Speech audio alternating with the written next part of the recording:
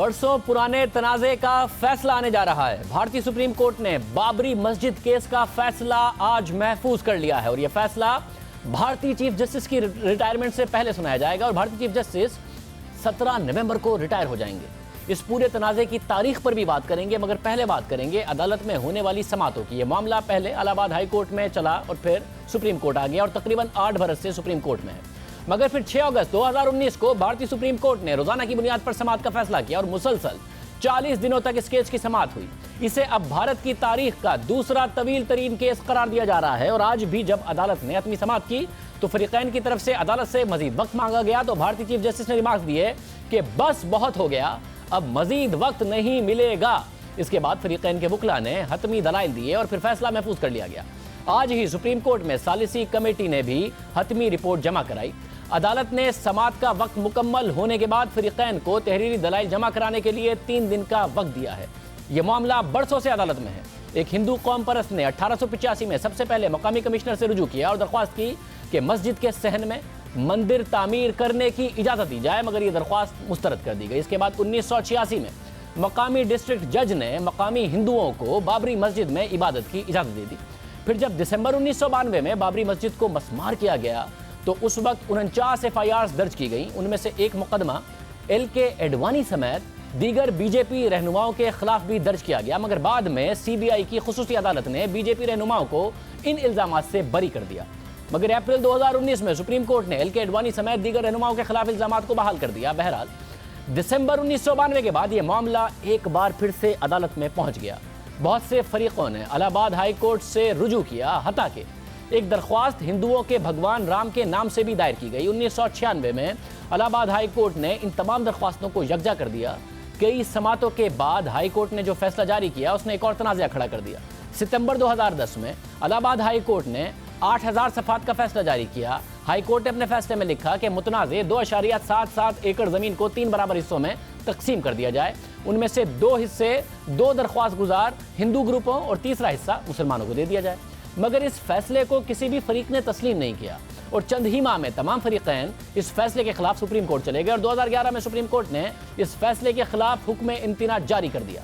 इसके बाद 21 मार्च 2017 को भारतीय सुप्रीम कोर्ट ने कहा कि यह बहुत हसास मामला है, इसका हल अदालत से बाहर निकलना चाहिए, इसलिए तमाम फरीकैन एक मुत्तफिका हल तलाश करें।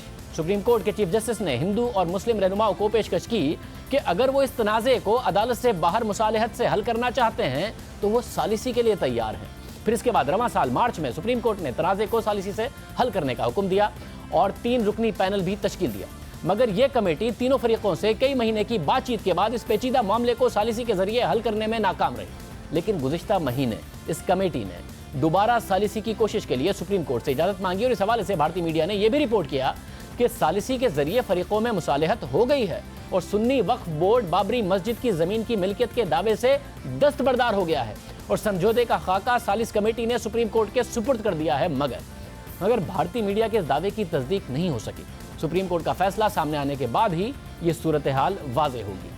ये तनाज़ा कई बरस पुराना है और इसने भारत की सियासत को बदल कर रख दिया था। 1992 में उत्तर प्रदेश के इलाके अयोध्या में बाबरी मस्जिद के करीब तकरीबन 2 लाख हिंदू जमा हो गए, जिनमें अक्सरियत का इज्तिमाई मकसद एक था और वो ये कि बाबरी मस्जिद को मस्मार करना है। हिंदू कौम परस्त रहनुमाओं की पुष्ट पनाही उनके पीछे थी। इस हुजूम ने बाबरी मस्जिद पर हमला किया, कुछ लोग अंदर घुसे, कुछ लोग मस्जिद के गुंबद पर चढ़े और देखते ही देखते मस्जिद की दीवारों को तोड़ दिया गया। इस वाक़े को गुजरे 27 बरस हो गए हैं, लेकिन आज भी ये वाक़या भारतीय तारीख का एक सियाह तरीन बाब है जिसके असरात अब तक ज़ाइल नहीं हुए हैं।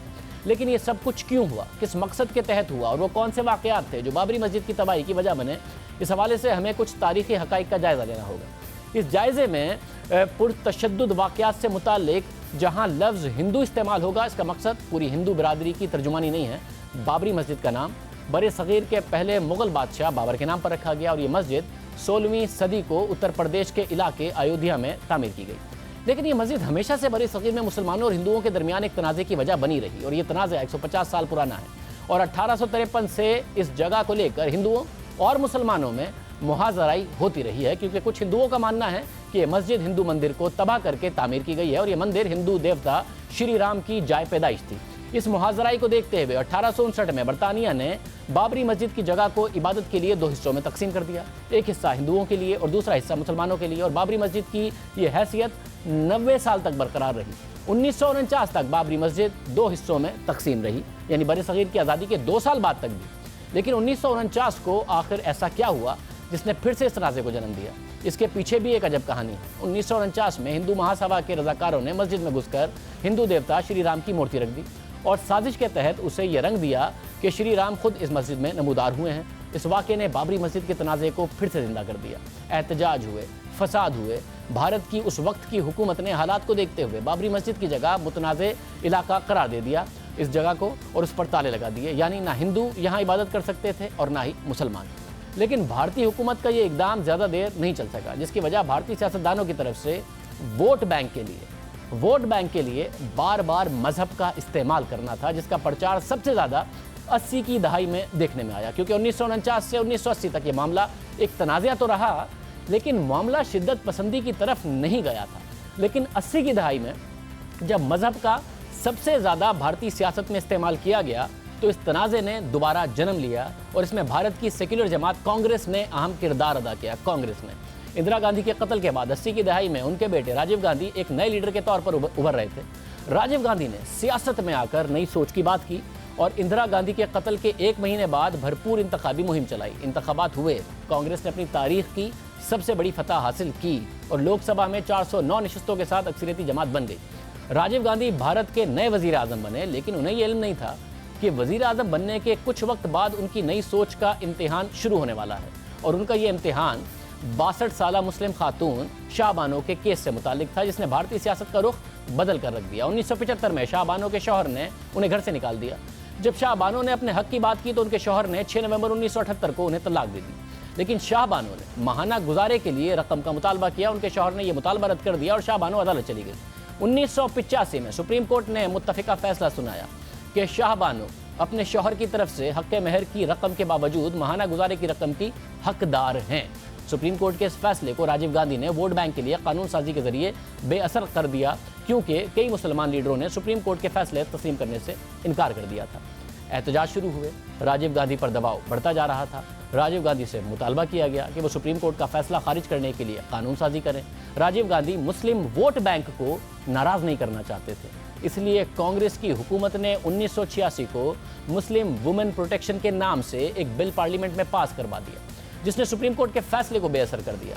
इस रवैये पर राजीव गांधी पर इल्जामात लगे कि उन्होंने मुसलमान हलकों को खुश करने के लिए ये इकदाम किए हैं। तो इस दौरान कांग्रेस ने फैसला किया कि वो हिंदू वोट बैंक को भी मजबूत करेगी, और कांग्रेस में बड़े पैमाने पर सियासत हो रही थी। रातों रात अजीब से वाकयात होने लगे और फिर 1986 में एक हिंदू रहनुमा ने अयोध्या की जिले अदालत में अपील की कि बाबरी मस्जिद पर जो ताले लगे हुए हैं उन्हें खुलवा दिया जाए। 2 दिन बाद जिले अदालत के जज के एम पांडे ने फैसला सुनाया कि अदालत के ताले खुलवा दिए जाएं और हिंदुओं को अंदर जाकर पूजा करने की इजाज़त दे दी जाए। जिले इंतजामिया ने अदालत को बावर कराया कि ताले खुलवाने के बाद हालात ख़राब नहीं होंगे। दोपहर को अदालत ने फैसला सुनाया। शाम को जिले इंतजामिया ने मंदिर के दरवाजे खोल दिए, जिसकी वजह से फैसले से मुतासरा लोगों को आला अदालतों में जाने का वक्त ही नहीं मिला और मस्जिद के ताले खोलते वक्त भारत के सरकारी चैनल ने लाइव कवरेज भी दिखाई। यानी कांग्रेस की हुकूमत वाज़े तौर पर बाबरी मस्जिद के वाक़े को सियासत के लिए इस्तेमाल कर रही थी। हुकूमत के इस इकदाम को हिंदू वोट बैंक को मजबूत करने के लिए एक लापरवाह इकदाम करार दिया गया। यानी शाह बानो के केस में मुस्लिम वोट बैंक को मजबूत करने की कोशिश की गई, उस केस में अदालती फैसले को नजरअंदाज किया गया, जबकि हिंदू वोट बैंक हासिल करने के लिए बाबरी मस्जिद से मुतालिक अदालत के फैसले पर चंद घंटों में अमल किया गया। 2 अलग तरीके थे, मगर मकसद एक था, सियासत के लिए मजहब का इस्तेमाल, और ये एक सेक्युलर जमात कांग्रेस की तरफ से किया गया। लेकिन कांग्रेस को ये अंदाज़ा नहीं था कि जिस वोट बैंक के लिए वो मजहब का इस्तेमाल कर रही है, उसे हासिल करने के लिए बीजेपी उससे आगे निकल सकती है। और देखते देखते बीजेपी और उससे जुड़ी जमातें खुलकर सामने आईं और फिर दीगर हिंदू कौम परस्त जमातों ने राम मंदिर मुहिम का आगाज़ 1980 में कर दिया। लेकिन उसको इतनी पजीराई नहीं मिली, मगर कांग्रेस की तरफ से मस्जिद के दरवाजे खोलने के बाद इन जमातों ने अपनी तहरीक को और तेज़ कर दिया।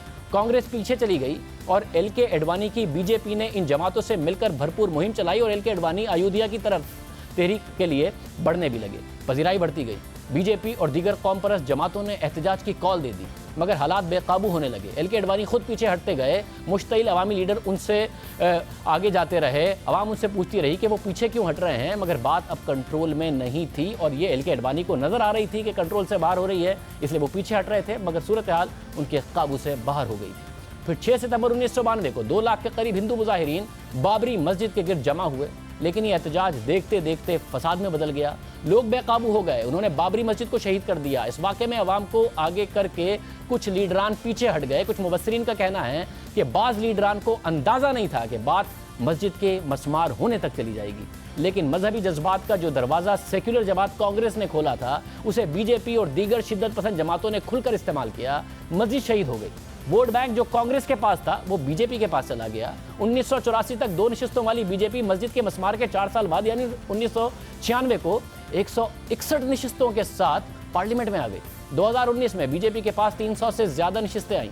एलके अडवाणी जो बीजेपी के लीडर थे, उन्हें खुद ही अंदाजा नहीं था कि वो मजहब का इस्तेमाल नहीं कर रहे, बल्कि खुद उनका इस्तेमाल हो रहा है। मस्जिद शहीद हुई, नफरत बढ़ती गई, फसादात हुए। 1993 को बम्बई में धमाके हो गए, जिनमें 250 से ज़्यादा लोग मारे गए। हालात ख़राब होते चले गए, ख़राब से ख़राब तर होते गए। बाद में एलके अडवाणी ने बाबरी मस्जिद के वाक़े को अपनी ज़िंदगी का सबसे तकलीफदेह दिन करार दिया। पाकिस्तान आकर भी उन्होंने अफसोस का इज़हार किया, मगर एलके अडवाणी की बीजेपी मजहब के इस्तेमाल में इतनी आगे चली गई कि खुद बानी रुकन एलके अडवाणी साइडलाइन हो गए। वही एलके अडवाणी जिन्होंने राम मंदिर की तहरीक की सरबराही की थी, और अब उनकी जमात का नया चेहरा नरेंद्र मोदी हैं। और जब भी भारत में इंतखाबात होते हैं तो राम मंदिर और बाबरी मस्जिद की आवाज़ें गूंजती हैं, सिर्फ और सिर्फ वोट बैंक के लिए। मगर इस तनाज़े ने इतना नुकसान पहुंचाया कि अयोध्या की नई नस्ल खुद इसके साथ जुड़ने को तैयार नहीं है। मगर जब भी चाहे सेक्युलर जमात हो, चाहे कोई भी हो, मजहब का इस्तेमाल करेगा अपनी सियासत चमकाने के लिए, तो भारत के अंदर भी मिसालें मौजूद हैं कि वो किस तरीके से नुकसान की सूरत में बहुत सालों बाद नहीं, चंद सालों बाद ही पलट कर आता है।